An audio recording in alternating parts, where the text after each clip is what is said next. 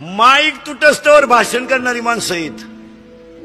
वायरी तुटल्या तरी बोला त्यातच. हो, पण ह्या जगात स्वर्गीय श्री बाळासाहेब ठाकरे नंतर भाषणाची लकप कोणाला जमली नाही. नाही नाही नाही नाही नाही नाही. बाकी मरू द्या, तसे कपडे घालाल तुम्ही, तसे कपडे घालाल तुम्ही, दाढी राखाल तशी, पण ते पुन्हा होणे नाही. काय मध्ये तुमचं?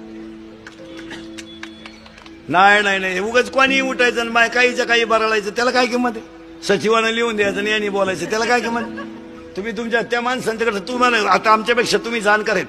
बाळासाहेब ठाकरेंच्या व्यासपीठावर कधी तुम्हाला टाचन दिसलं का? कागद खुर्चीवर उठायचं सुरू का? अरे ती ताकदच आतून होती महाराज. आपाप शब्द बाहेर पडायचे, आपोआप उभं राहिल्यावर टाळी वाजत होती.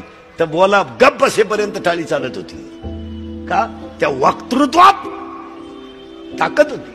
वा, ते काय असं कोणी उठायचं? ते काय 15 ऑगस्टचं भाषण आहे का 4थीच्या पोरांना? इंग्रजांनी देशावर अन्याय केला, तुझ्या इतका नाही केला बघ, त्यांनी केला.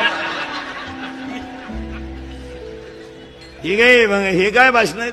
हो, पुन्हा व्यक्ती होईल तशी बोलणारी नाही. ऐका नीट, स्वर्गीय श्री बाळासाहेब ठाकरे नंतर भाषणाची लकप कोणाला जमली नाही. आणि विरोधकाला सुद्धा हसायला लावणारं विलासराव देशमुखानंतर भाषण कोणाला जमलं नाही.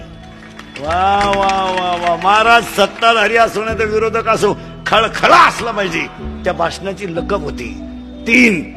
तीन दुसऱ्याच्या हृदयाचं छेद घेणार स्वर्गीय श्री R.R. पाटलानंतर भाषण कोणाला जमलं नाही.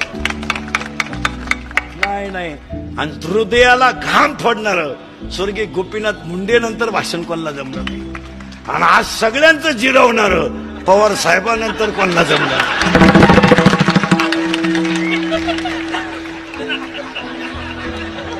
नाद खुला, नाद खुला.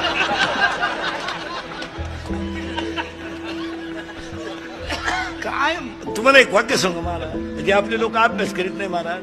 ही जी माणसं असतात ना महाराज, नगरसेवक साहेब मॅडमला सांगतो, ही जी माणसं असतात ना महाराज, ही इतरांच्या तुलनेत बुद्धीनं 10-10 वर्ष पुढे असतात.